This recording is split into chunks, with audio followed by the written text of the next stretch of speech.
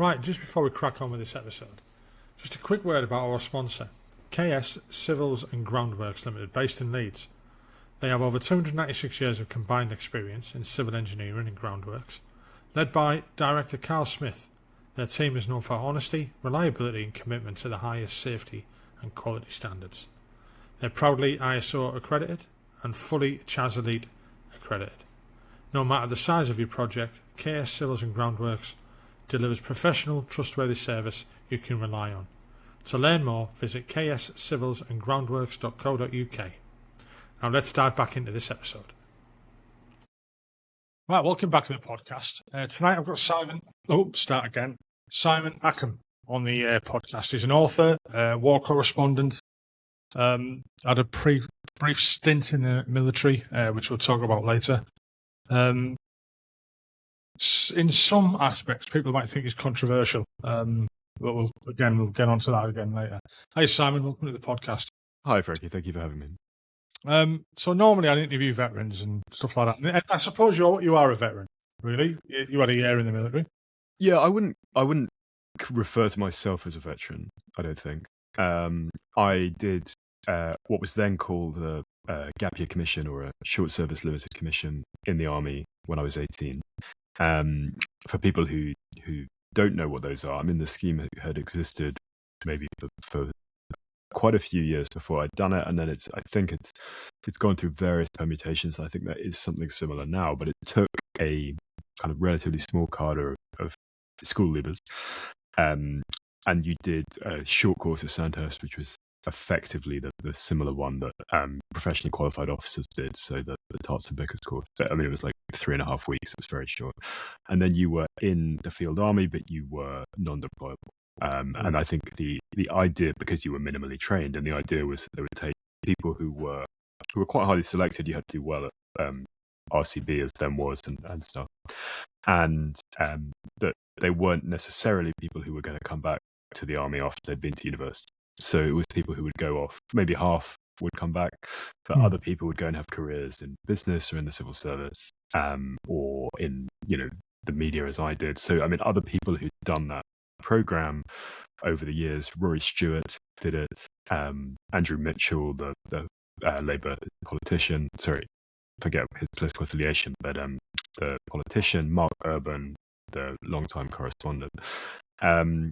And yeah, I would probably also not describe myself as a war correspondent either. I mean, I went to Afghanistan for the book, and I've done some other stuff in rough and tumble parts of the world, in the Congo and in West Africa. But I think there are definitely journalists who have vastly more experience of that kind of thing, and it's also a very charged term in some ways as well. So I would describe myself as a journalist and author. But I would not label myself as a veteran, I think. Well, I mean, the moment the government says a veteran is anyone who's done 1 day's training. So yeah, it's an interesting thing. I mean, I think we can come on to this later, but I think what allowed me, or was my comparative advantage writing the book, was that the changing of the guard was that I think if you're going to write about an institution, you need to be both an insider and an outsider, if that makes sense. So you kind of need to know enough about it that you understand its kind of internal language. And as you know well, the army has literally its own language in many ways in terms of acronyms and slang and stuff like that, but also the kind of culture and so forth of the institution. But at the same time, you need to have sufficient distance, right? That you're coming from the outside. So the way it worked for me is, I had grown up in Cambridge. I didn't come from a military family. My dad worked at the university, and at school I'd done cadets CCF at school, and we had a very charismatic history teacher who ran the cadet force, and a lot of people went to the military. So one other guy in my year did the Gabby Commission, but several others every year would go off and go to Sandhurst. And I had done this year in 2003, 2004. And initially, when you were on that kind of gap year commission path, you were steered towards kind of large corps, so the artillery, the engineers, signals, because they had, realistically, because they kind of had the capacity to take a sort of barely trained 18-year-old and show them something interesting to do and some variety. And I was all geared to go to the artillery. And then I was on one of these kind of courses at Larkhill that was run, I can't even remember what it was. It was some kind of AT course, maybe like a horse riding course or something like that. And there was an officer from a cavalry regiment there. And this was like 3 months before I was due to go to Sandhurst. And I was sort of kind of blinded by his sort of story of sort of horsey glamour and things, which again was not the world that I came from at all. Yeah. And I sort of swerved at the last minute really and went out to visit the Scots Dragoon Guards in Germany, and ended up going with them. And in many ways it was a kind of weird decision because they were, it's a single regiment, so there's not as much flexibility of what's going on and stuff like that. But what it did mean was that I had this kind of snapshot. I only realized this later, but a snapshot of the army at what was a historically interesting moment. So this was 2003-4. So the regiment had been on Telek 1. They'd just come back. All the vehicles were still yellow. And they, it was literally kind of months after that had happened.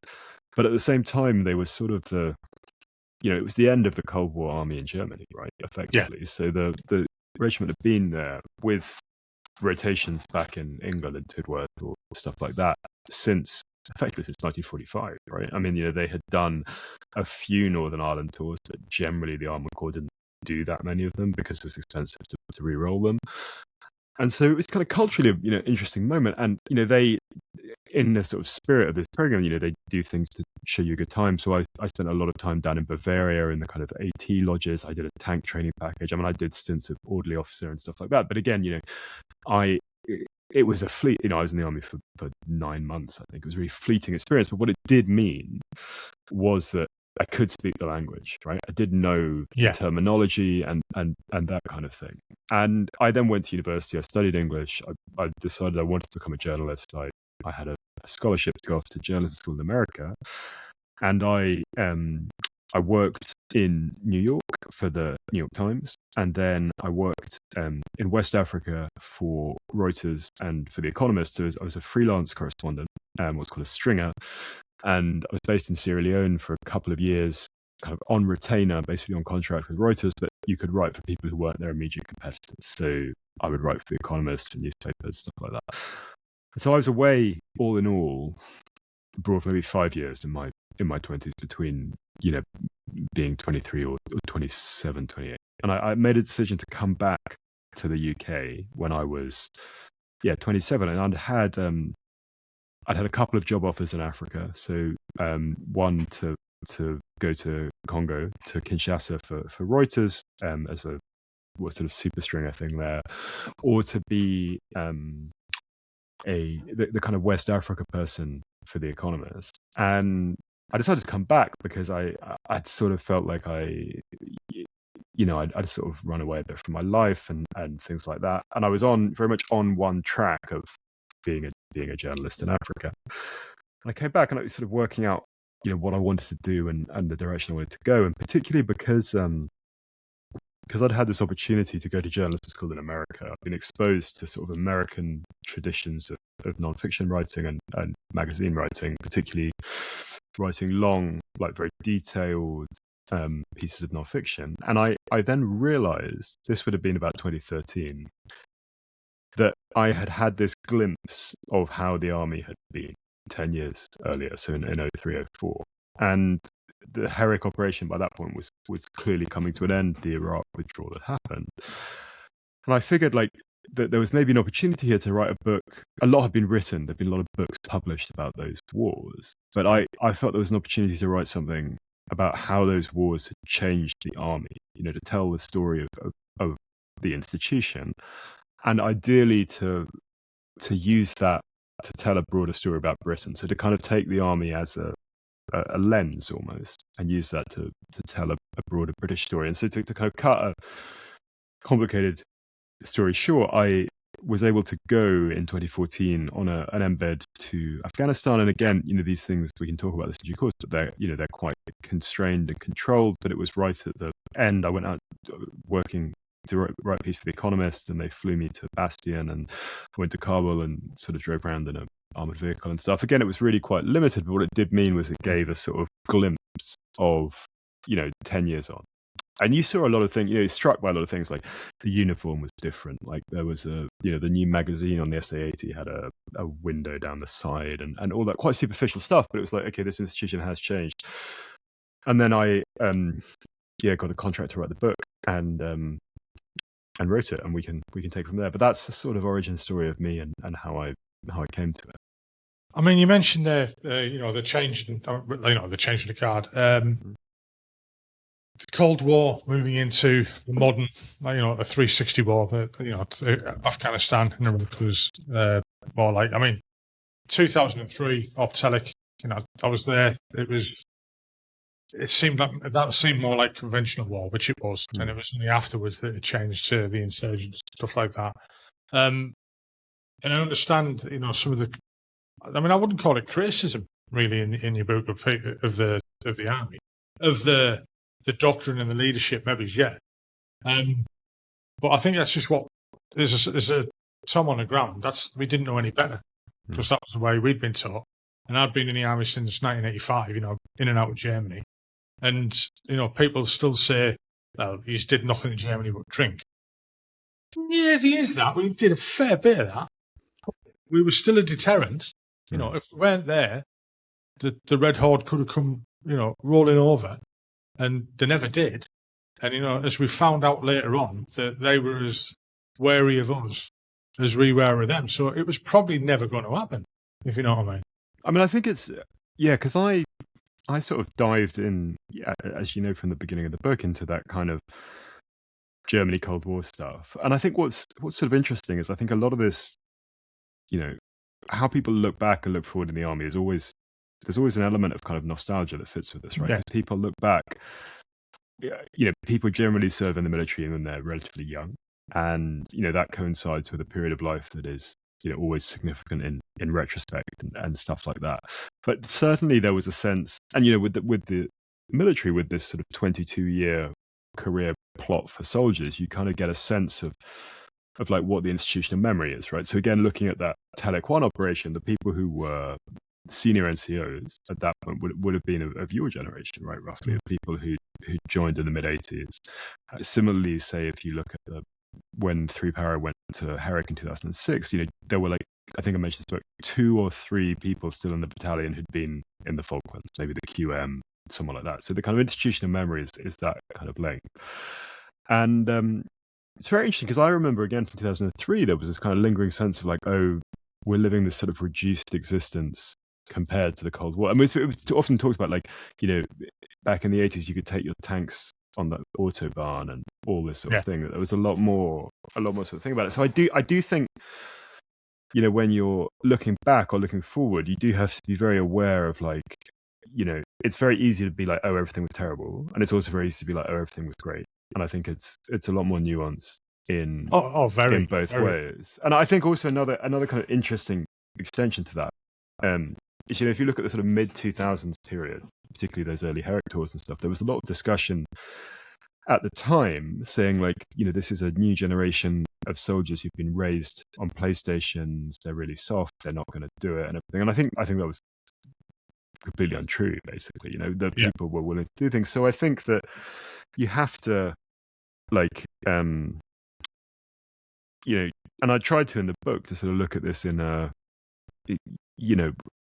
as an unvarnished way as possible, but it's certainly true. And I watched this, and some of this stuff is fascinating and it might interest your listeners, but you can see online these, films that were made by the FDS and stuff, or these huge Cold War exercises, like absolutely, I feel like Crusader, or I forget the names and stuff, in the early 80s. And they are fascinating to watch because it is a sort of level of maneuver that, there's just not enough people in the army now to do it, right? So, yeah. That's another subject, isn't it? You go back, you mentioned there, like, in the 2000s with Herrick and everything like that. And us saying that the recruits coming in and the people, the PlayStation generation and stuff like that, I'm guilty for saying that as well. Really am.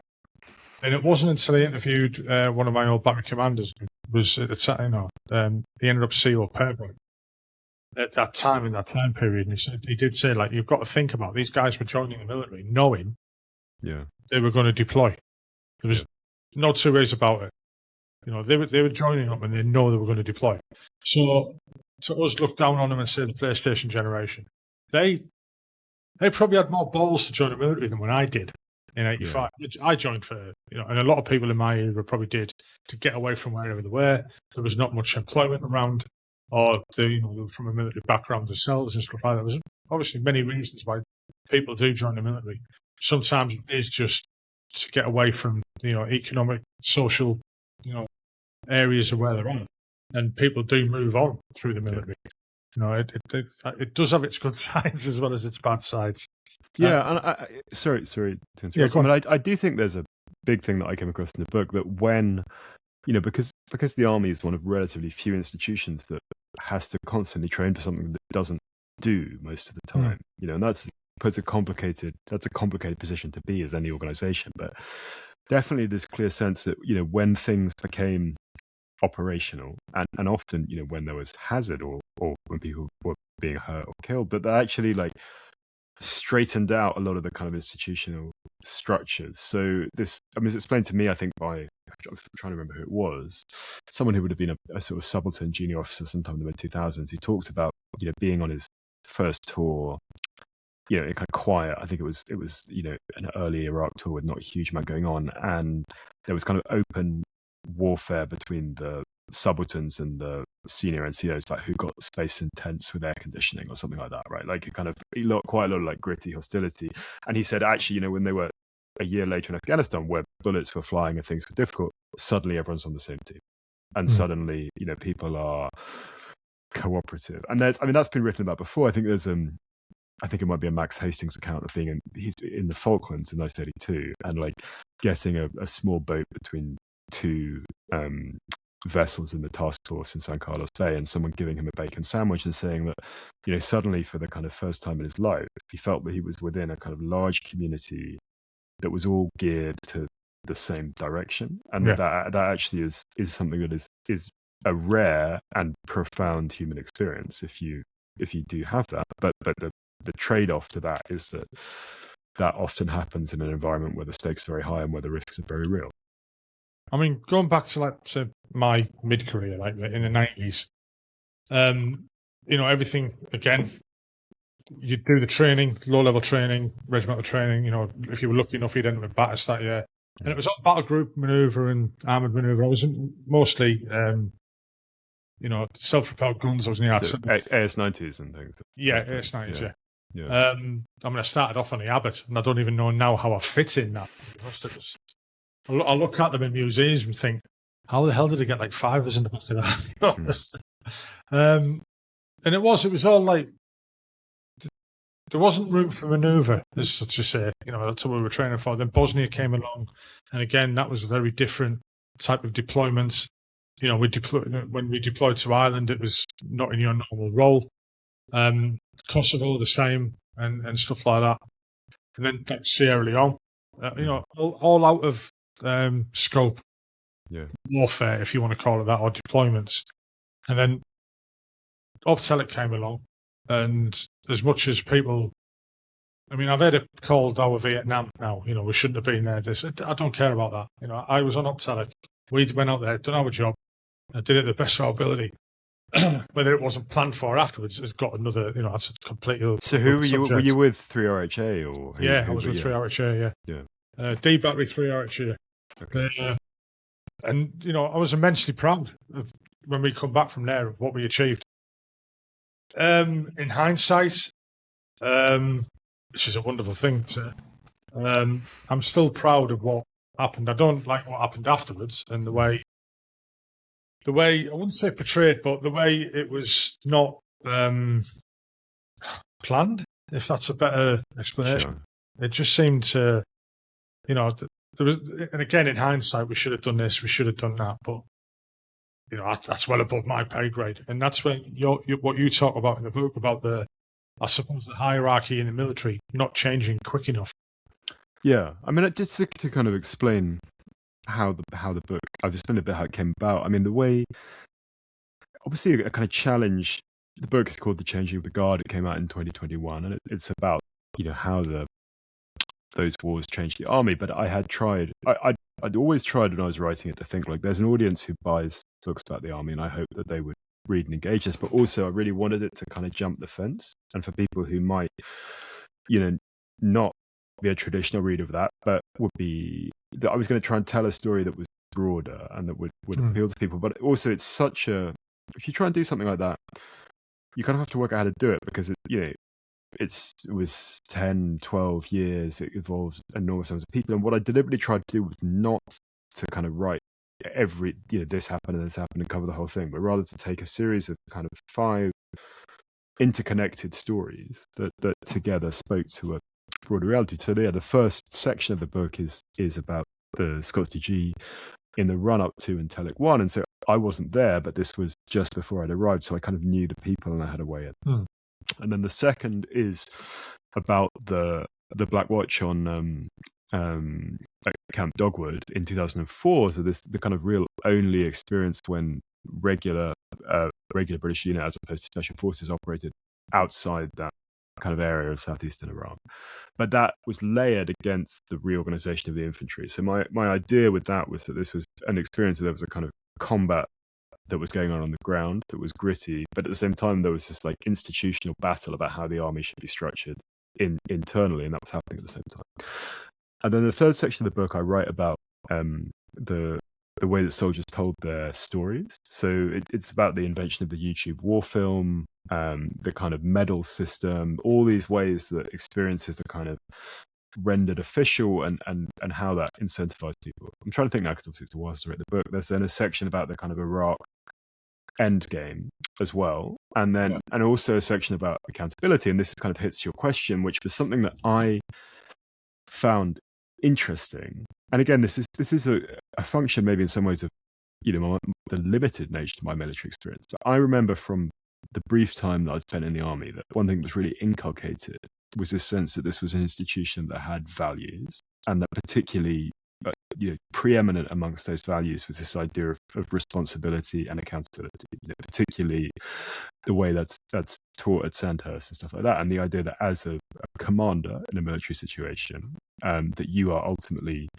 it's on you. You are responsible for the welfare of the people under you, and if something goes wrong, you have to carry the can. And a thing that I found difficult to assimilate when I came back and started looking at this was, it was pretty clear by 2013 that these operations had not, this is before, years before the fall of Afghanistan to the Taliban and stuff, but it was clear that these operations had not succeeded in the way they had meant to. And yet when you started looking at it, it appeared that there, on the one hand, there had not been, that this culture of accountability just hadn't existed. And particularly, that in 2 ways, both that no one senior seemed to have carried the can for this, but at the same time, through a whole series of kind of legal processes and inquiries, a lot of junior people had been dragged through very, very difficult experiences. And again, there's nuance here, right? Because not all of those inquiries were vexatious. Like, there was bad stuff that happened and people got held accountable, but there was this kind of weird situation where at the top, everyone got promoted, and at the bottom, people who didn't have the sort of resources and the connections and the rank, speaking very bluntly, were dragged through these processes for years, potentially, years and years and years. And I wanted to explore that. And I think that kind of made me angry, really. But I think there was perhaps an element of naivete in my attitude there, because this is not unique to the army, right? Like, if you look at the financial sector after the banking crisis in 2008, very similar. Lots of homeowners and stuff get screwed, and no one senior went to prison or anything like that. So it's not unique to the military at all. But I really found diving into that was a very fruitful area to look at. I looked in detail, for instance, at the Alexander Blackman case, which is not in the army. I mean, he was a Marine. Yeah. But this kind of system of accountability. And I do think that if you're thinking about how an institution behaves, this is not just the military, but like individuals are important, but really what shapes it are the incentives. Like, what are the rules of the game, you know? And so, for instance, that's also why I wrote in detail about the medal system, you know, and like what is rewarded, what kind of behavior is valorized or celebrated. And again, if you looked at what was going on higher up, it's like there's not it was very clear that, you know, there was not skin in the game, right? For, you know, that you would, and that is a very intriguing thing. You know, and I, for instance, made comparisons with between Chilcot and say the inquiries that the Israeli military made after the war in Lebanon.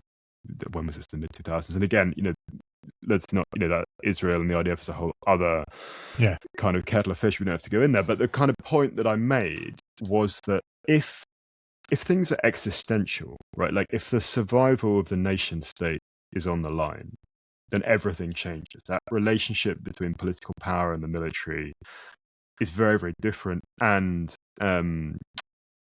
particularly this idea of like the unsackable general kind of stops, you know? So if you look at the British military in the First or Second World Wars, it's very standard that commanders would get relieved, right? You know, up to a very senior level if stuff didn't work. And, you know, that sort of stops in the late 1940s. And again, there's nuance to this, right? Like, it's not, I'm reading a book at the moment connected to my new project, which is about the Italian front in the First World War, and the Italian commander there like fired enormous numbers of people, and that, you know, that was very counterproductive. Like, it didn't work. But the situation that I kind of really tried to dive into, I described it in the book as a sort of glut and a void of accountability. So, you know, these, and just to get in that sort of American narrative tradition, to kind of write what it's like as a sergeant or something like that, to find yourself in the sort of crosshairs of one of these public inquiries or something like that for years, right? It goes on for years and years and years.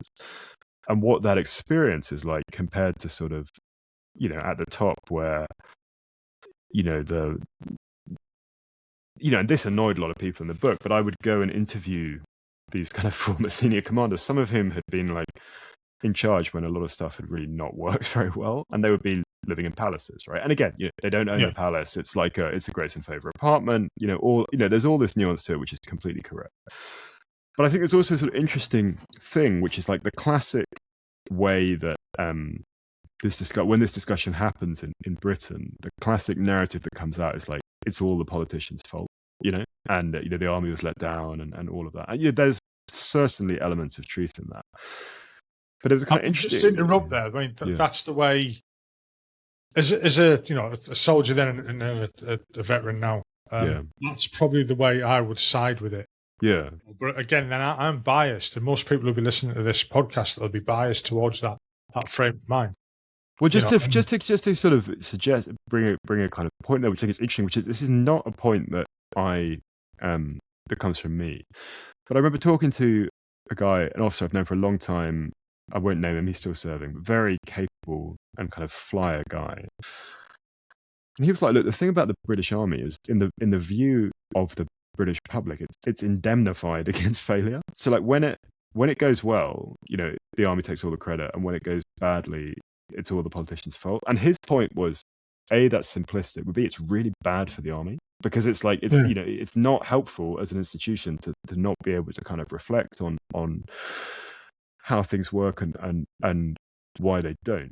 And again, you know, you understand where this comes from, right? Because ultimately this is a business in which people get killed, and it's difficult and it's sort of hard and stuff, and that's very understandable. But I do think what I always felt about the military is, you know, we should write and think about the military in the same way that we write and think about, say, the NHS. Now, the NHS is not a perfect example, right? Because in Britain, you know, again, we have all sorts of myths that we tell about our health service. If you look at the opening of the Olympics in 2012, but about a part of our society that is really important, that we rely on, and that it's important that it performs to the best possible standard, but that we do not tell myths about, you know.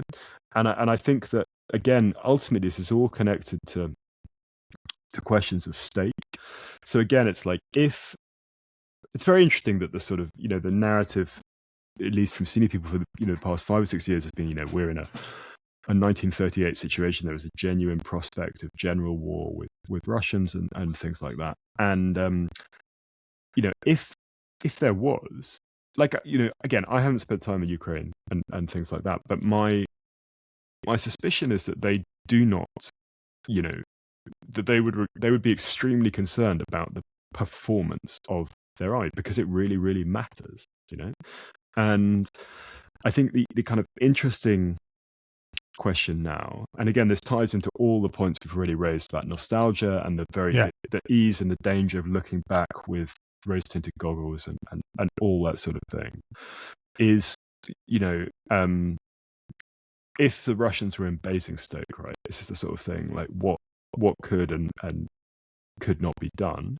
And if we really are in a situation where that's an issue and a problem, how should we be thinking about this as a society? How should we be kind of approaching it? And I'm kind of a bit removed from this now. Like, my book, kind of the narrative finishes in 2014. I haven't really followed this terribly closely, but the things that always interest me, watching things like the Ajax development and stuff like that, the recruitment piece and these kind of things, is like,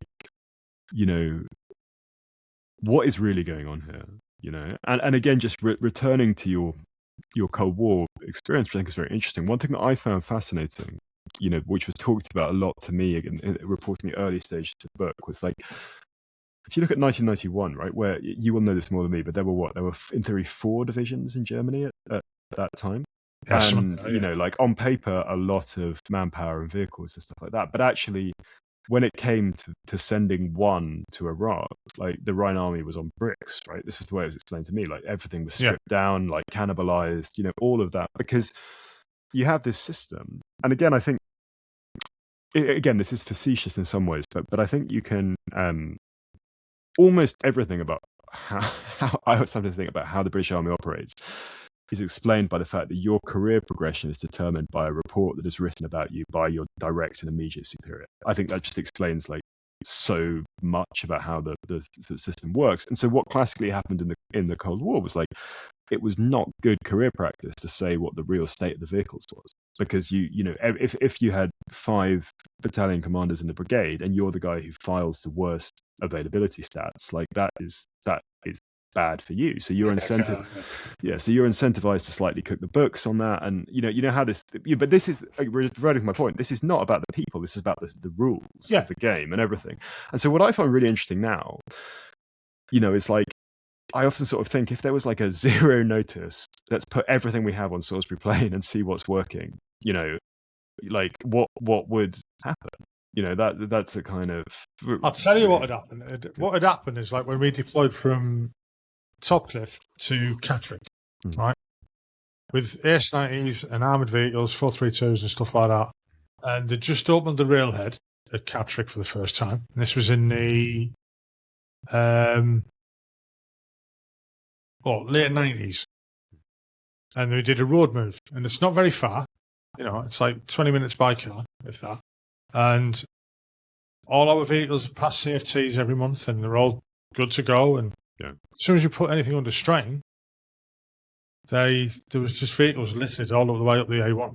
And it took a couple of days to recover them all. That type of thing. Yeah. But that could happen in any regiment? Yeah, probably. I mean, the other thing that, again, maybe your listeners would be interested in this, and I don't know if you've seen it, but I don't know if it's still available, but the BBC iPlayer had a collection of military films that go back decades, right? And they're fascinating. But there's a film there about the light infantry in Berlin, made in, I think, the late 80s.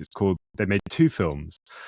One called Ticking with the Crow and the other called The Officer's Mess. And it was really controversial at the time, because basically... I remember The Officer's Mess one, Yeah, so the battalion had been, again, I haven't seen this for a while, so I'm not totally sure on the details, but the battalion had been in Northern Ireland. There'd been a roadside bomb. People had been killed. There'd been a difficult time.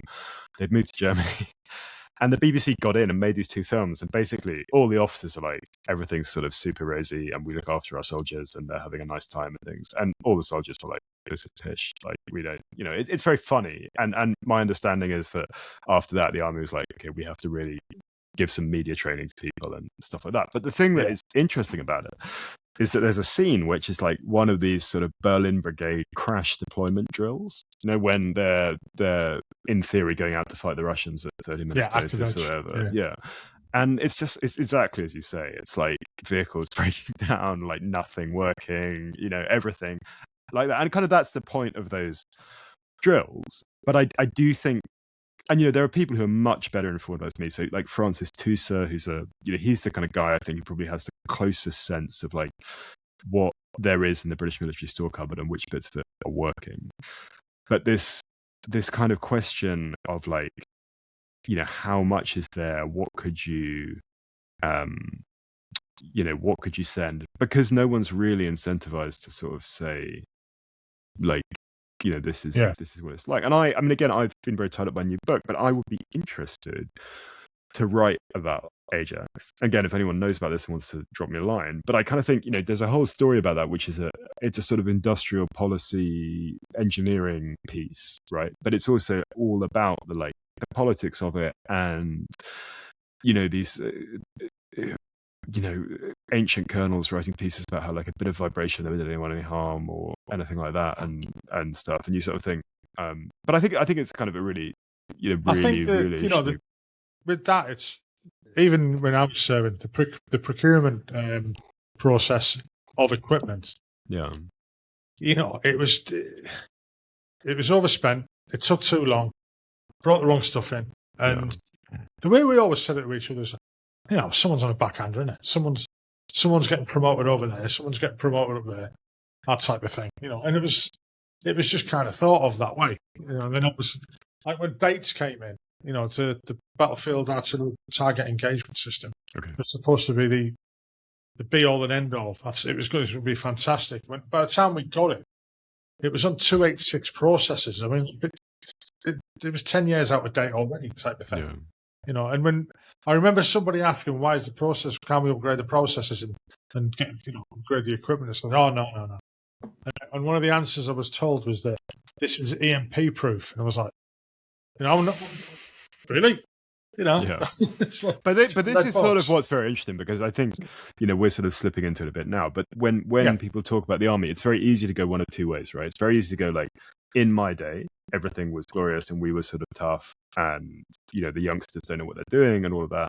And then it's also very easy to be like, everything is pish, nothing works, all of those things. And of course, I think the truth is in some ways between those two things. So, I'm sure that if, there was a shooting war tomorrow, that there would be people, the generation who are in the British military now, there would many of them act extremely bravely and in the sort of highest standards and traditions of the institution, and all of that, and that people would perform wonders, to get the kit sorted and everything like that. But I do think it's sort of the thing that often sticks in my mind. Again, this is after the scope of my book, but I sometimes watch an account on Instagram called Spicy Subaltern Memes, which is very funny. It's like kind of internet jokes that junior officers have made. And a thing that kind of comes up on there sometimes is like, what's it like as a young lieutenant to be sort of teaching a bunch of hairy-assed Ukrainians who've been fighting the Russians for 4 years? And I think, it's there's sort of two sides to this, because obviously on the one hand, like, even if they have all this experience in war and you don't, you may understand how a piece of equipment or a vehicle works or something like that, and you can bring value to the table, undoubtedly. But you see these jokes kind of picking up this idea of like, because the army has such a rapid personnel turnover, so you think of kind of, we're 12 years post the end of Herrick, really now. That's 2 military generations, effectively, right? So the people who passed through, and what are the, what is that like to be in that situation and say delivering one of these training packages or something like that? And this is no fault of these people's own at all, but it's that to me is an interesting story. And I mean, I don't know if you saw also this thing recently where they did this parachute jump onto Tristan da Cunha, in it's a great film, right? But it's like, it was a sort of stunt and a kind of way to show things and all of that.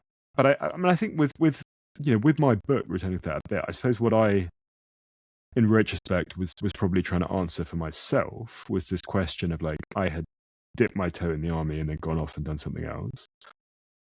What would it have been like if I'd gone back? Would that have been a better or a different decision to me? And I kind of decided, that I came away pleased that I had gone the way that I had. But again, I mean, as the book, we can talk about this, but there was a lot of controversy about it. Yeah. But I do think it could be like that because I had this mix, because I knew enough about the army to kind of not have the wool pulled over my eyes, but also I was outside and independent about it, and I was a sort of angry young man, and not wanting to pull punches and stuff. And I imagine if I read it now, it would be a different book in some ways. But I think it's if there's another big and not hugely successful war in 20 years' time, I do hope there's another kind of guy in his 20s who's going to go and really try and dig it all up, because I think it's important that someone tries to do. I mean, before we touch on the controversy of the book, I mean, the one question I'd like to ask is, you kind of mentioned it earlier. You compared like the way the society in the military is changing, and in the UK society, well, in the world, society has changed so rapidly. I think whether that's because of the social media, getting involved in stuff like that, and like last year when people were saber rattling and saying, we've got to get ready for Russia coming over. I mean, let's face it, they very much doubt they're going in. They can't afford it. All their kids' worst hours was people in the streets going, I'd never fight for this country. I would never fight for this government and stuff like that. I mean, do you think that's actually the case? Well, I mean, there's a classic example of this, right? Which is in the early 1930s, there was a debate in Oxford at the Oxford Union, with the motion being this house would not fight for this country. And lots of people said, we're not going to fight for our country. And then 7 years later, they all did, right? Mm. So, I mean, this happened before. I think it depends what the stakes are, right? I mean, I think if the idea was like, the government wants to introduce compulsory national service, which is going to involve sort of wet and unpleasant training for young people who don't want to do it in, Brecon or whatever, I think they might not want to do it. I think at the same time, if there was a situation of genuine national peril, I suspect they would. I think that's, but that is, we're not in that situation, and as you allude to, we are some way away from it. But I just think, as it's just it's so difficult to not, but so important to try and not put on the rose-tinted goggles and not be like, those old people were idiots and these young people are snowflakes, whatever. To really try and, people are people, right? Yeah. And although society has, as you correctly say, changed so much, what I do think is interesting is, I think that, as I said earlier, that when I was at school, through various structures, through this particular teacher and cadets and stuff, that a lot of my friends and I kind of drifted in that military direction, and I think I don't think they do necessarily now, right? Those things have kind of gone away, and it is interesting again as well. I mean, we talked a bit about how I wrote in the book about like YouTube films made by soldiers and stuff, but if you watch the the kind of fly on the wall documentaries that happen periodically, the army likes them because they're a good recruiting tool, and they're often following a platoon through a training cycle or something like that, and they really try and sort of set it up as like preparing for war or anything like that and stuff. And it's like, I understand TV producers like to do that, right? Because they you want the format at the end, and it's not, there is a disconnect between the way it's presented and sort of what's happening. But then again, like, I do not have a crystal ball, and things really can change rapidly. And I mean, you would have had experience with this, right? I mean, presumably when you were in the army in 1989, or in 1988, the idea that the Berlin Wall would fall, or that the British would be in Iraq 2 years would have been inconceivable, right? So, yeah, correct. Yeah. The Berlin Wall falling. Because especially then, going back to that, that's everything that was geared for. We were there for that. And then all of a sudden, what now? Hey, type of thing. I mean, you just touched on something about soldiers making YouTube movies and stuff like that. I'm gonna promote myself there a little bit. I did one from Optelic. Okay. Which was the battery 3 out in Optelic. I did well out of it because I got to come back on advance party. Because I'd filmed it while I was out there, just with a little Sony camera and a laptop I had. But I got to come back early to make loads and loads of copies for everybody who was in the battery, that type of thing. Like make copies on CD or on CD. Yeah. Actually VCD. It was going back. This would have been before YouTube, presumably, if it was 2003, right? Yeah. Right. When I got it up, so weirdly, I got approached years later when I was in the regiment. The TV crew had approached me. Don't know how they all found out where the hell I was, but asked if they could get the raw footage of it. And I had to go to Brigade Media Ops and say, "Can I do this?" And they were like, "Not really, but we'd have to look at it first." And then nothing ever came of that. Yeah. What did come of it was the regiment made money out of it, really. Okay. But that paid for other things for the boys and stuff like that, which was good. But I did get it on YouTube in the very early days of YouTube. And looking back at it now, it's so dated. You know what I mean? Well, it's real, but it's so dated. I mean, I wrote in detail about this in the book, in the same chapter that what I wanted to do was basically look at all the different ways that soldiers told their stories, both officially and unofficially. So I told in detail the kind of advent of the YouTube war film. So I looked at the PWRR, and again, I haven't looked at this for a while, but they made this film in Iraq, I think, in 2004, and again, the 3-Para made one in Afghanistan in 2006. So this was like, it's a concatenation of factors, right? So as you say, these early cameras are there, the resolution is not great, but they're portable and they're relatively cheap. The institution hasn't worked out what its response is to this, so whether it's allowed or not. So people are filming stuff. There's suddenly a way to disseminate clips online, and there's a kind of a merging set of codes of how it works. So the classic way would be you'd get a kind of powerful musical backdrop, Eminem or something like that, and put it together. And what is interesting, these films were they were totemic, right? They were incredibly powerful artifacts, to use a slightly highfalutin term, that people wanted to imitate, and it created a kind of aspirational set of behavior. And I looked at that in parallel into the kind of official ways that the institution would tell its story. So things like the medal system, which were the way that behavior was rewarded. But again, so much that depends on who's writing the citation, how much gets written up, how that all feeds through, and then things like the memoir and stuff like that. And what I wanted to kind of indicate is this was part of a phenomenon that had been going on for a long time, that had existed well before, but it was also new, but it was also a discrete period, right? Because we touched this earlier, but I wrote about the Alexander Blackman case, and that to me is like the end of the British YouTube war film, right? Because it's that prosecution hinged on found footage from I think a GoPro, and I think it doesn't happen now. What you get now is like the Tristan da Cunha parachute jump, right? So that would have been conceived by Media Ops and put together and things like that. And the army is not in a sort of shooting war, but my assumption would be that if there was a repetition of a Telek type deployment or Herrick or something, that there would be from the get-go very strong rules about personal recording devices and phones and things like that, and that the chain of command would be super aware of them. So it's like a discrete period of time that these things existed.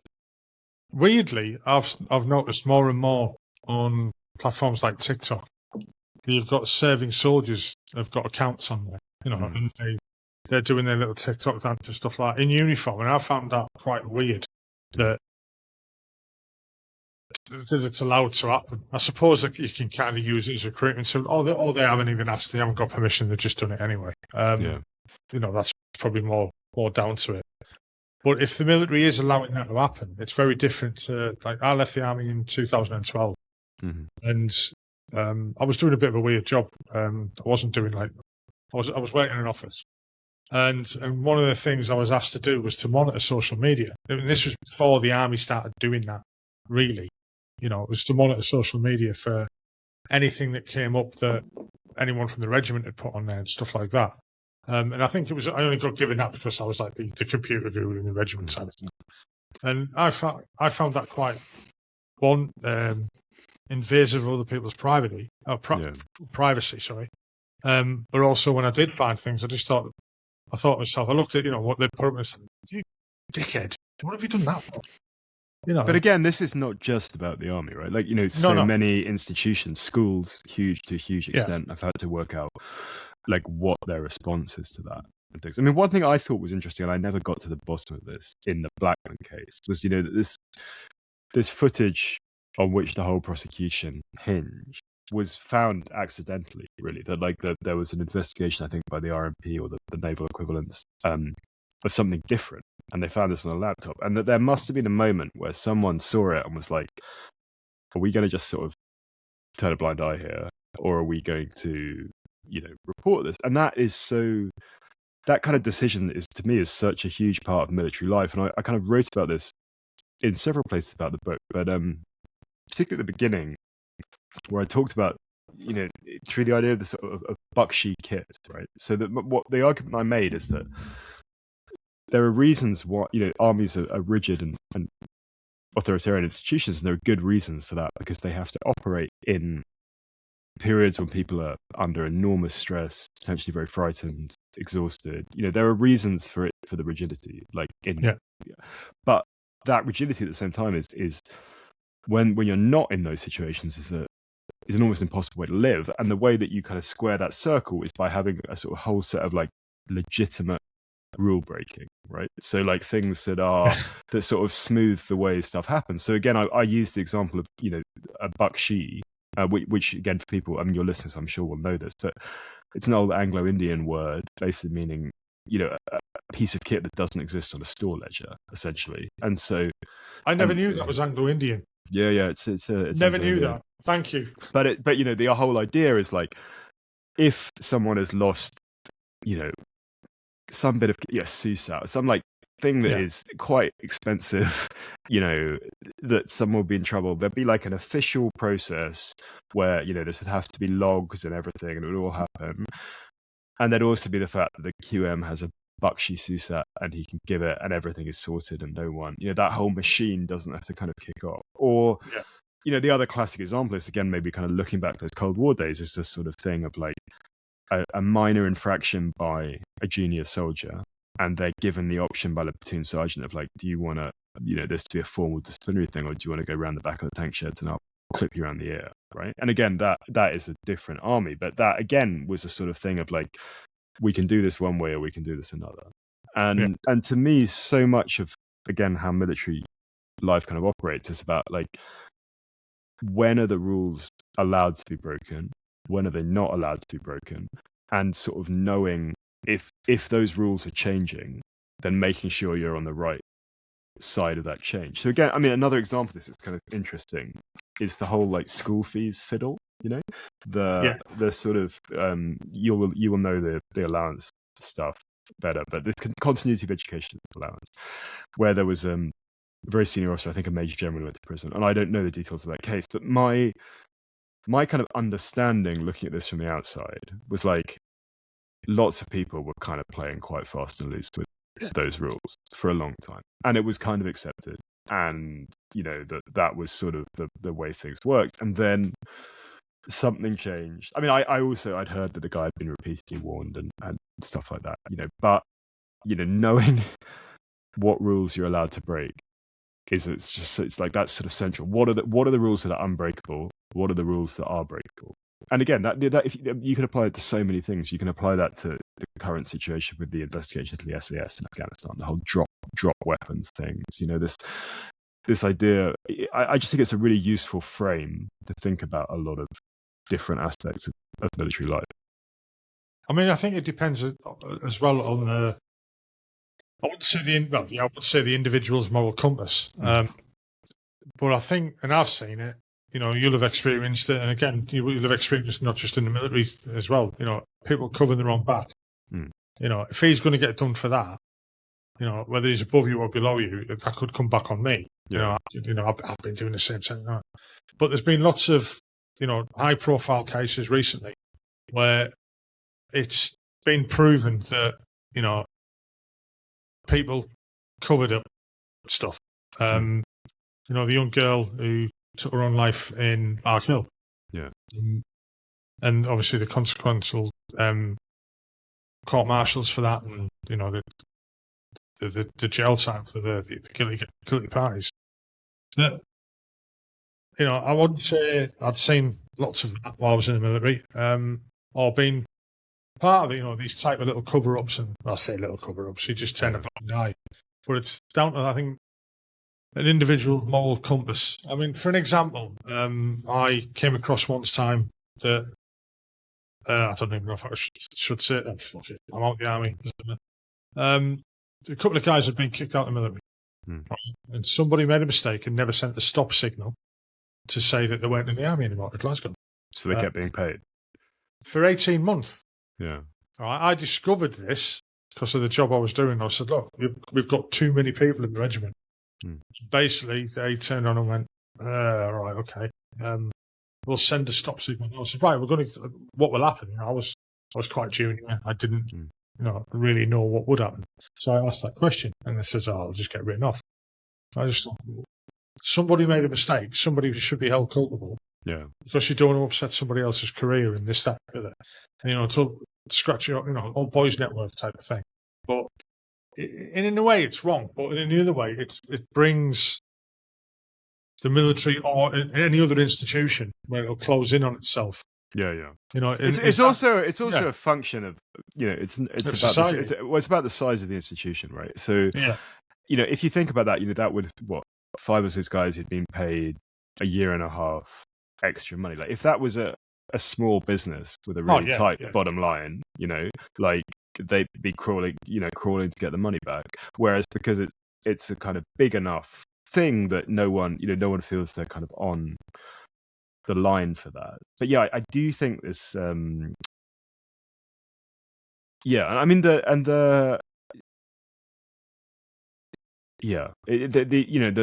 changing relationship with men and women is something that I kind of looked at in detail, and I do think there is a sort of truth in this idea of that often the army is 20 years behind the rest of society in that. But the idea that there's a system of breaking rules because there are so many rules that it would be impossible to live by all of them if you were following everything.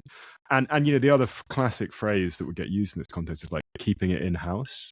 Such a laden phrase, right? And again, without kind of naming people, but a story that I came across once. Senior NCO, regiment deploys. He was running the rear party or something like that, and had an affair with a company commander's wife, right? So like a proper sort of human resources shit show, basically. Yeah. And again, like all gets sorted out in house, whatever that means, with the adjutant and the colonel and presumably the RSM kind of doing it. And again, you can kind of see why this happens, but again, it's in that environment of like, okay, we're gonna, we're not gonna wash our dirty linen in public. We're gonna sort this out in a way that is kind of soothing for the institution, but maybe not for the individuals. Like a lot of bad stuff can happen in those margins, around the edges. It can. I've seen it, to be honest. But how do you change that? Should it change? Well, this is the question, and it's about. You can think about it different ways, right? It's like if you look at beards, for instance. The army decided that for a long time that beards were not okay, and then they decided that beards were okay, and that's a sort of change in official perspective, and that seems to have kind of worked well. I do think that often a thing that I found about the army was that the rewards for doing something well, like, 25% better than you needed to, were much less than the punishments for doing something 25% worse than you needed to. So, people, this classic thing, I really remember thinking, like, everyone always seems to be so afraid of fucking up. That was the phrase, of like, screwing up, of dropping a bollock, of doing all of that, because this whole, this kind of sky could fall in your head.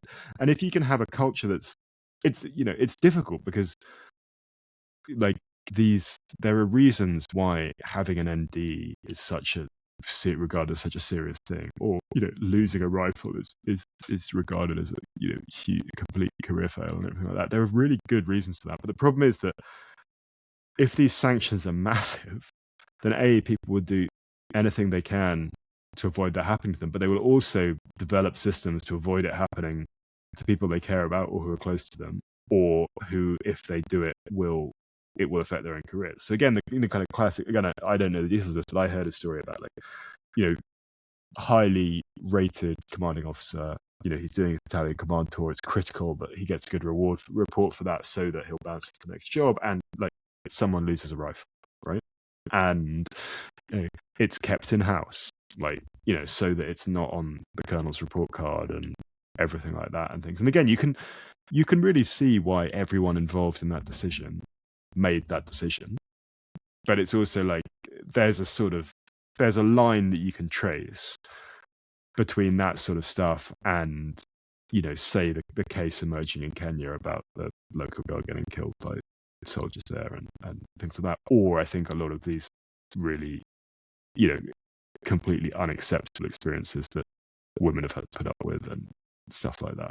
So there's not a straight answer to this stuff, right? I think. No. I mean, it's and I also think, the fact that you have this twin level command structure of the sergeants and or the NCOs and the officers, of that classic thing of, like, say a company level, something happens and the sergeant major sorts it out, so that it's not like, so it's not going to kind of need to, perhaps to protect the officer in that situation, perhaps because there's a kind of nuance and a complexity. But you do think that I've kind of probed that a little bit, but having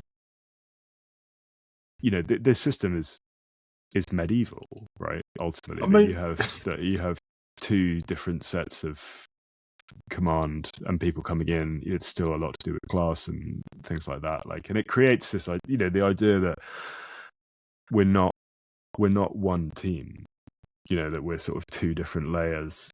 And again, as I alluded to, clearly there are situations where it really does work, right? Yeah. And I get it, because that's kind of how I experienced it, and without even thinking about it. Yeah. But you look at somewhere like Russia, the Russian army, where it's completely different to us.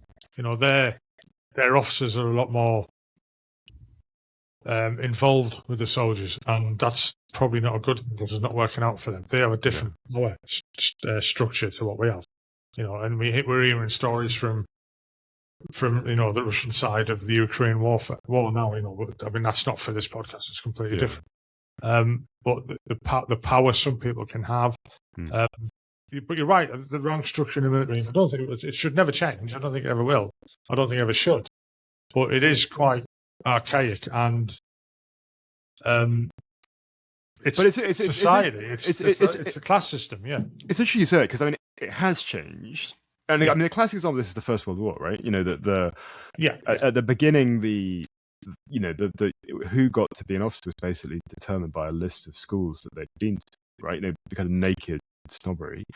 But by the end of the First World War, the huge numbers of field grade British officers have come up through the ranks, right? Basically because there'd been so much attrition and so many people have been killed and stuff like that. So the kind of army of 1918, there were people who came from a completely different social background who would not have been accepted. But the interesting thing is, like, after the war, like, they made huge efforts to sort of swing back, to get away from that system and all those things. I mean, again, there's an interesting argument about this that goes a long way back. But if you go back to the 18th century, that at that time, both Army and Navy officers were gentlemen, but Navy officers were gentlemen because they were Navy officers, and Army officers had to be gentlemen to be Army officers. And the reason for this was that there was just a huge amount of technical skill in ship handling, right? So like you couldn't, if you didn't know what you were doing, you can't captain a ship. Like it's difficult and it's hard, and you'll be very obviously caught out if you don't have those technical skills. So like your social standing was a function of your ability to do that. Whereas in the Army, like you had to come from a certain background to get that job because the sergeants could run everything and all that stuff. Now that's a long time ago and a sort of different world. Far off. Yeah. No, well, I mean, there's another. I mean, again, this is maybe something that you're really familiar with. There's a really amazing novel called A Breed of Heroes, written by Alan Judd, which is it's set in Northern Ireland, early part of the Troubles, and it's about a kind of very thinly disguised parachute battalion. But it talks about, there's a bomb attack on the main character is a kind of disillusioned young officer. But then there's a bomb attack on a police station and people get killed and stuff. And then suddenly the system worked. All the things that he thought were frustrating and maddening and stuff like that actually provided the kind of absorption and flex that when people were killed, and it was very, very difficult, that there was enough resistance and resilience in that system to keep things going. And that I think is a truism as well. I mean, I agree. That's down to the training we had, the way the system worked, and I've experienced that, and many people I've served with have experienced stuff like that. And it's as if I wouldn't say it's second. It kind of is second nature, really. You just in situations like you do just carry on, and everything just works. You're right. It just works. I mean, just to sort of turn the question in your head. I mean, you should, as from your experience, like, at what rank did you feel that officers sort of started to bring value to the party? I mean, because I often felt that the sort of senior NCO perspective was that, like, lieutenants and second lieutenants were kind of being trained. That they were. At captain, it started to shift, and the majors were bosses. Was sort of. Yeah, I mean, it's. Within the artillery, so you get a young subby coming, and he goes into the the CP that you come across, and he's in charge. The buck stops with him if something goes wrong, but he's there to learn. And even me then, back then as a lance bombardier, I was called the old grizzled one type of thing. I'd be telling him off. Yeah. And then he gets a lieutenant. He'd become composition officer. He's got a bigger more responsibility. I think personally, once they got the captain and probably in the OPs and stuff like that, and I don't know about other regiments because I can't really experience it for them. But once they got they've been a captain for a while, that's when they started. How can I put this? Showing their worth, if that makes sense. Yeah. And then they disappeared, go off and do staff courses and stuff like that, and come back as a battle commander. And As another rank, you don't really get to see anything above the seal. Yeah. If you do, you're out there painting grass green because somebody's visiting, type of thing, and you only get rolled out. And there you go, stand out of attention, smile, be happy, don't say anything bad. I had a few reports where I've got, like I said, he may have got further than he did, but he often says some, what's on his mind, type of thing. I mean, I think also what is undoubtedly true is like that is a peacetime situation, right? And that in, undoubtedly in and again, I still saw my reporting for the book that suddenly when it's real, people have to do difficult jobs very, very rapidly and rise to that or don't. And that there is a sense that it is a collaborative venture. I mean, I remember again early before I wrote the book, I had a meal in an officer's mess with a guy I'd done my gap year commission with who'd just come off Herrick and he'd been decorated, and it was him and his platoon sergeant who came up there, and I think they'd had someone killed and he'd won a medal. He was a real flyer, but it was really interesting to see that relationship because they were. I think, the officer at that time must have been in his late 20s. I would imagine the sergeant maybe slightly older, but sort of similar age. One was, he was British university educated. The other guy was from Caribbean, I think. It's a black man, but you could tell they were like brothers, right? You could see that relationship, that they were completely sort of intermeshed as people in a way that was undoubtedly very valuable for both of them, and was quite a profound thing to see. But at the same time, that existed because they'd had a soldier killed, right? I mean, that was they've gone through a shared experience. I mean, coming back to Optelic for me, and just thinking back, I haven't really thought of it that much. I remember the first night of firing, everyone just gelled, and it was a team. You know, there wasn't so much. You know, you don't think about stuff like that. I was on the recce when we were going out, and you don't really think. Again, at my level, I didn't see. I mean, I can only comment on what I've experienced in the military. Yeah. Probably, and if anyone listening to this are probably thinking, "Well, fucking shut up, dude. You haven't got the grasp of what's up there." My grasp of what's become beyond brigadier and stuff like that is been recent, really.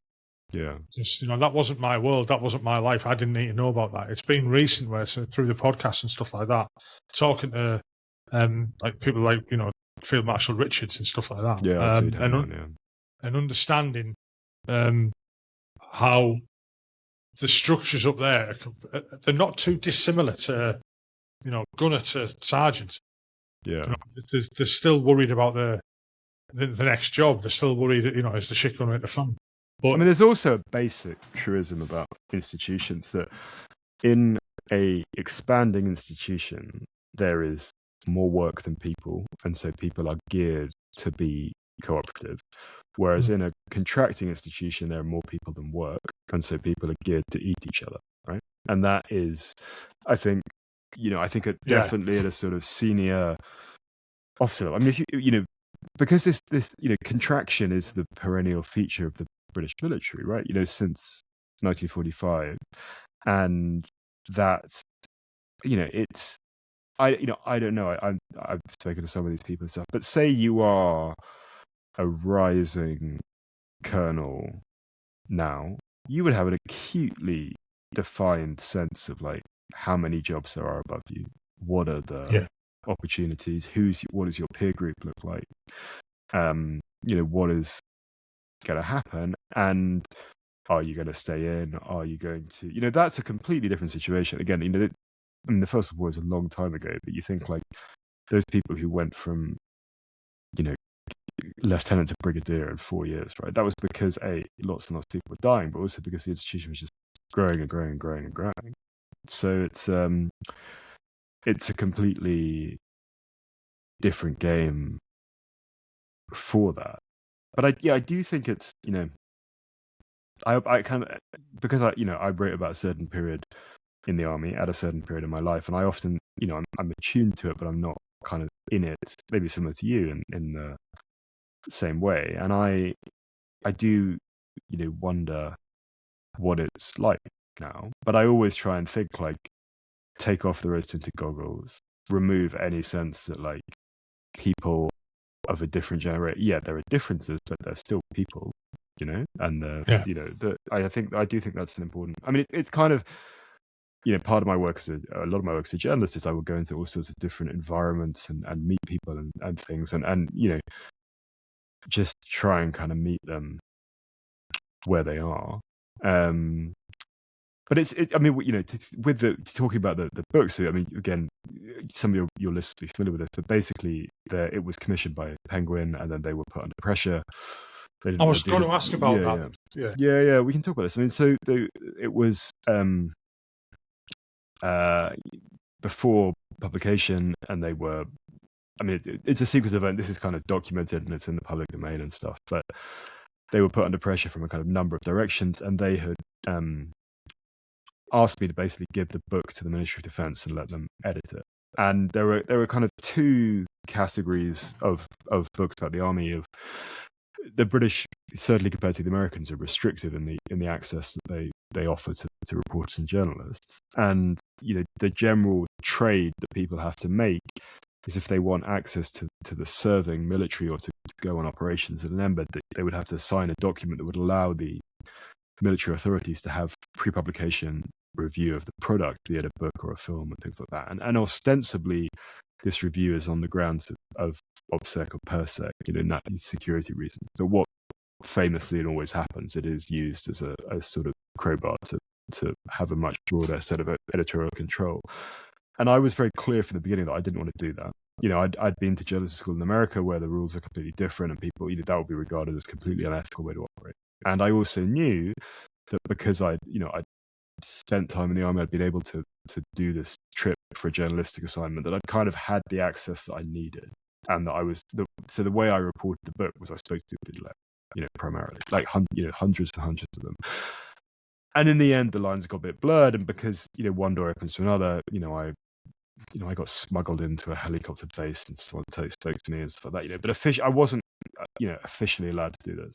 And that was kind of the rules. But then my publisher basically said, no, you have to give this to the MOD and they're going to do their thing. And I said no.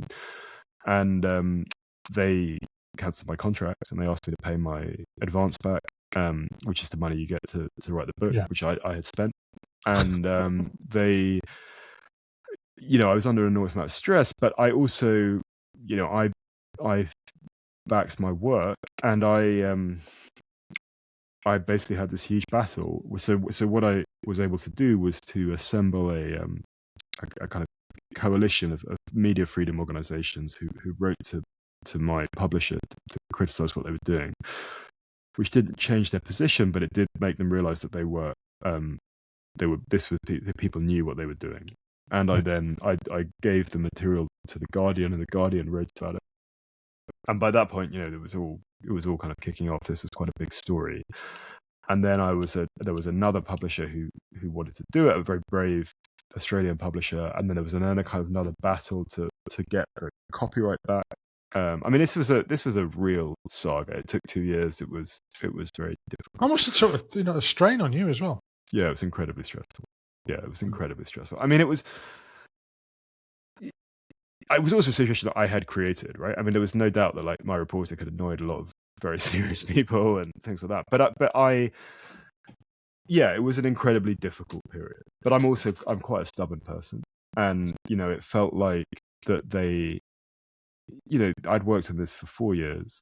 It's your baby, right? And it felt like someone was taken outside and put a gun to its head, and I was not going to let this thing die, right? And so, I thought that it mattered, right? I thought that it was important that this story was told. But it took 2 years of fighting, really, to see it through. And there were, a number of people who, in that process, were very brave and helped me, particularly a woman called Flutara Kasari, who works at an organization called the European Centre for Press and Media Freedom. And my publisher at Scribe, a woman called Sarah Braybrook, who took it on and did it, and they saw it through, and the book was published. And again, this is where there's a kind of complexity of this, because there had been this whole process and there had been a lot of coverage. It then meant that the book had a kind of massive head of steam behind it, when it came out. So it was reviewed everywhere, praised and damned. It created a big buzz, and I think.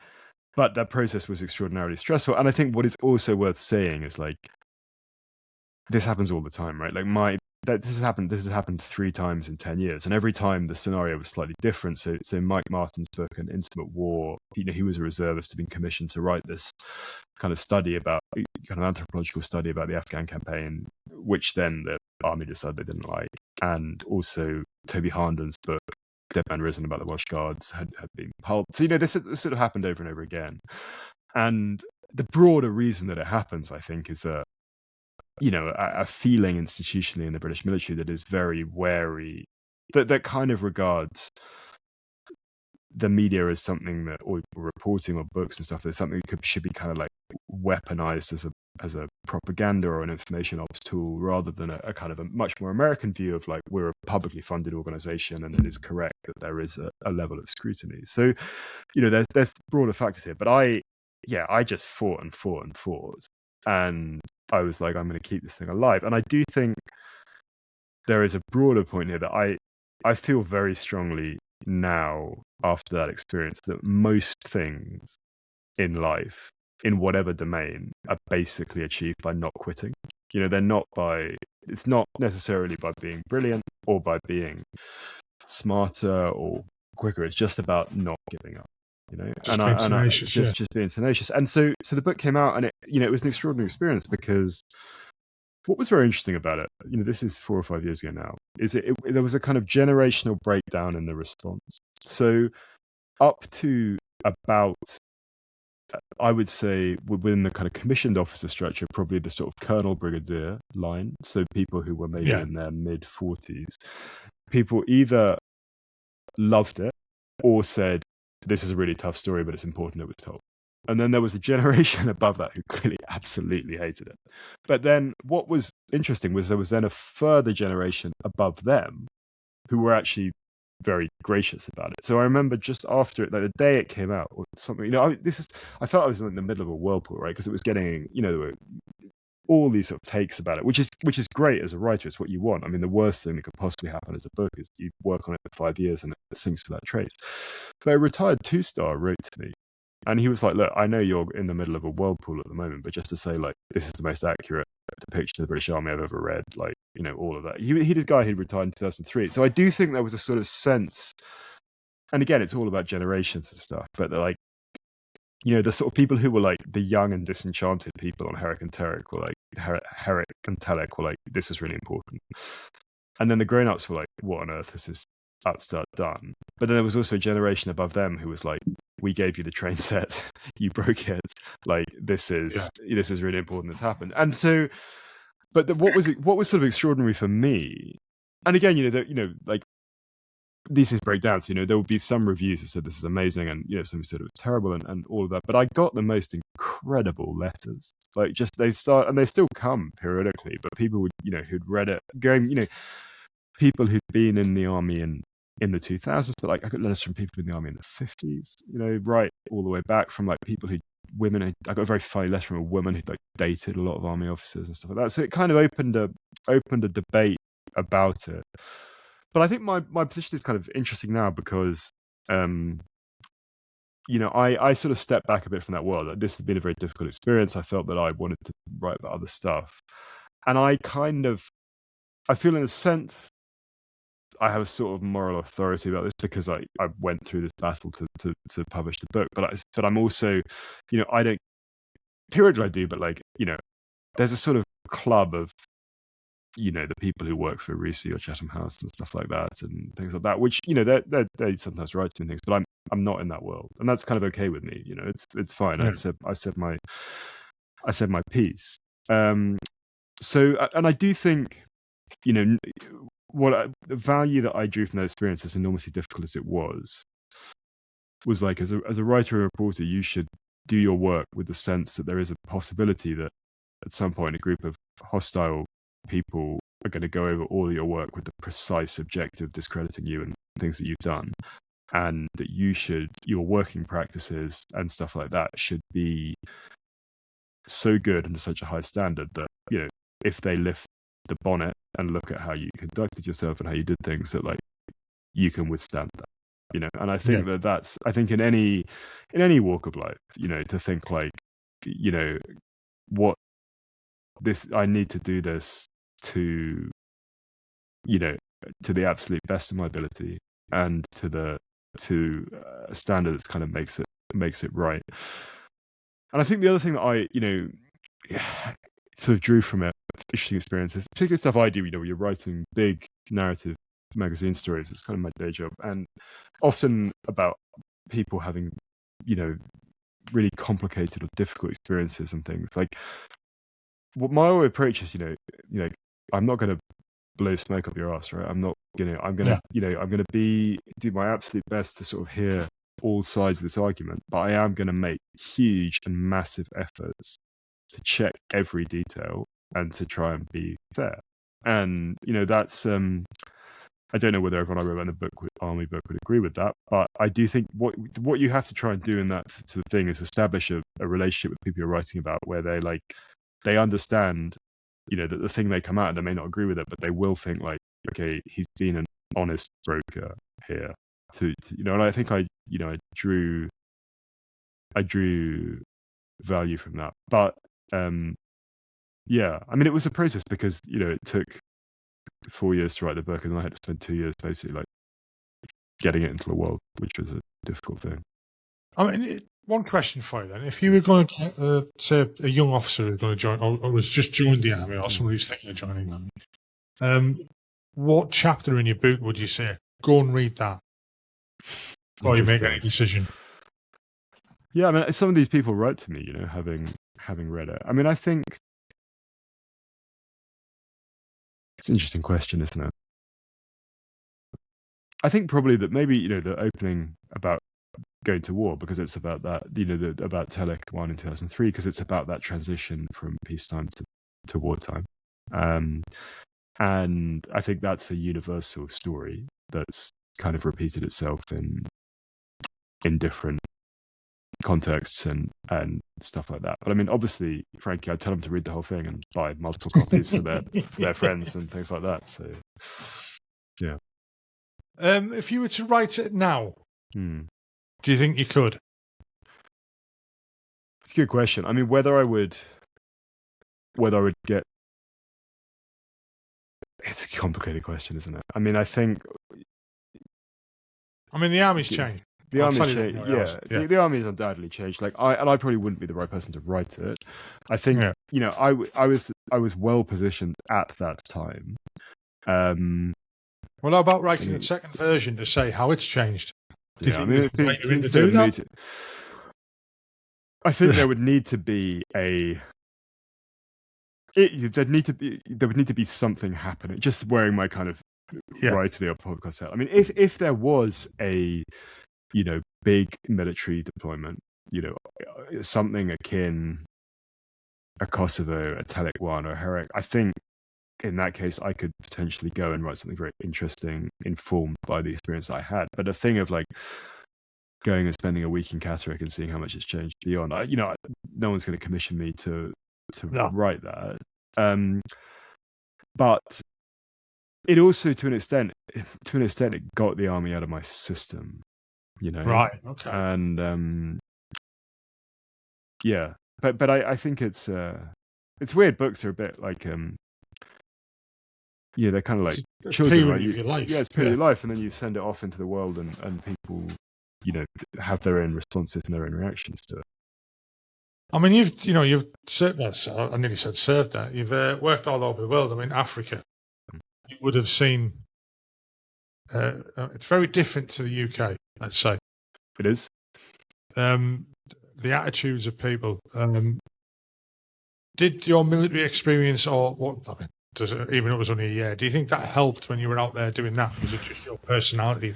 Well, it's a shame. I mean, I worked in Sierra Leone, right? So the for Reuters, where the British military had been, and like there were military people there. I had a mechanic from IMAT, the military mission, would do repairs in my car and stuff.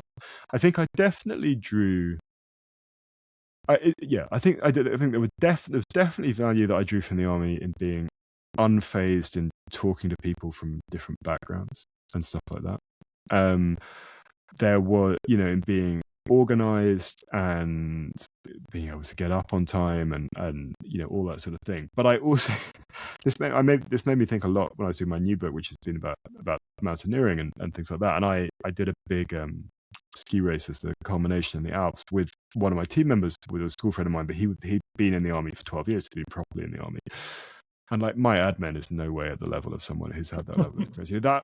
We had our support guy was another former army officer, and just that ability to sort of marshal kit in a very bags and sub bags and everything beautifully organized and not faffing with gear and stuff like that. Like I maybe as a function of my personality, but I did not have enough experience of the army to draw that, and I marvel when I see that stuff, because it's such a skill, right, to be really master of your gear and that kind of thing. And I do think that there's real, but again, these things are relative, because like my journalist friends will always joke that I'm like hyper military and being like very organized, and my cables and chargers and stuff like always in place. But against the real deal, like I'm a admin vortex, right? Right. So, But like you say, it's like there's a level of it there. yeah. There's very much a level of it. I mean, sorry, go ahead, Frankie. Yeah. No, you go. Well, I was going to say in what I do now, which is often where you as a journalist, you kind of insert yourself into an environment, be that, and the military could be one, but it could be a sports team or a corporation or something. For the kind of long magazine articles where I write about it, what I will often try and do, because you're trying to establish a rapport in a short period of time, is to find the most unpleasant thing that the people you are writing about have to do, and to do it with them, because that breaks so classically, do something physical and difficult and stuff like that, go for a run with them or something like that, that makes a big difference. But I think also of that gap year, those gap year commissions were hard things to get, right? Like you had to get a high pass at RCB. They were capable and able people who did it. So I think, but yeah, I definitely drew a lot of value from it, but I also wasn't in the army enough to have some of those skills really baked in, if that makes sense. Yeah. So I mean, you just mentioned there about the mountaineering.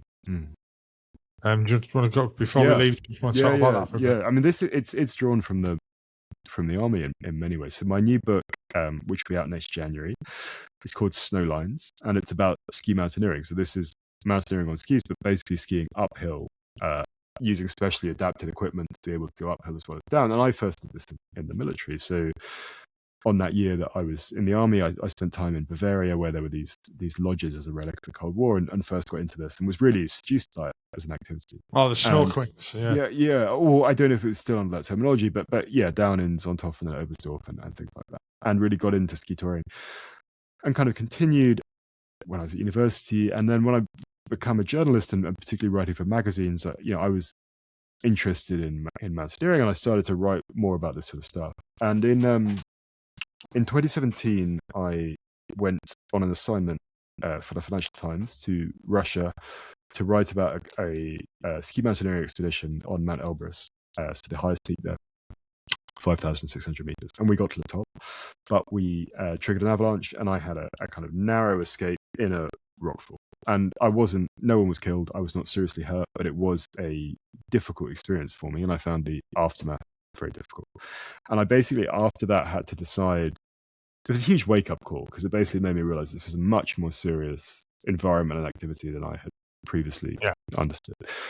And I loved that environment, but I had nearly died, and I had to decide if I wanted to keep spending time in that environment. And the premise for the book basically was to go back and learn to do this properly. So rather than being dragged up stuff by mountain guides and things, I was going to go and spend 2 winters in these cultures in the Alps, French and German speaking, and learn how to do this properly. And with the culmination of doing a race called the Patrouille de Glacier, the Glacier Patrol, which is a big thing run by the Swiss Army since the Second World War, as the culmination. And I did this, and so it involved a lot of time in the mountains, speaking different languages, and I completed this race. The first time I did it was cancelled because of bad weather, was able to go back. And so the book has a kind of twin narrative thread. So half of it is my own experience of kind of going into this environment, and the rest is historical, and it's about the history of mountaineering on skis, and particularly the Haute Route. So it's a very, very different book to The Chase of the Guard. But I would hope that people who had drawn interest or value from the previous one would do it as well. And it's also very interesting. There is the Patrouille de Glacier began as a Swiss military training exercise in 1943, right, as a way to kind of assert sovereignty over very high mountainous terrain. And it ran in 1943. Just to explain what it is, it involves covering a course from Zermatt in its full iteration from Zermatt to Verbier. So that's 57.5 kilometers and 4,300 meters of climb in a single push. So quite a long way. And that had begun as an army thing in 1943, and then in 1949, 3 soldiers died. They fell in the crevasse, and it was banned, and it was relaunched in the 80s. So I write a lot about the kind of history of that and where it came from. But yeah, it's a very different book. I mean, right at the moment, I'm really in the final stages of it. I'm doing the kind of fact checking and the footnotes and stuff, and I know this from the my previous experience, but like I'm just very tired. Like it's been a real exhausting thing. But it will be out in January of next year, and I will, it's a very different thing, right? I didn't. It's not the British Army the next 10 years, if that makes sense. Yeah, absolutely. Right. Well, thank you for coming on tonight, Frankie. Thank you for having me. I've really enjoyed it. It's opened my eyes in quite a few things. And you're right, the gold tinted, rose tinted glasses, Dangerous things. We all suffer from it. I was just I was fascinated by your wall decoration. Is that an SLR and then a SA80 you've got? Yes, and for TikTok audience or TikTok people, they're not real. Just to keep banning me videos when I put them on there. Okay. Believe it or not, the SLR is a 3D printed model. Oh wow. Okay. So I was quite lucky to get hold of that.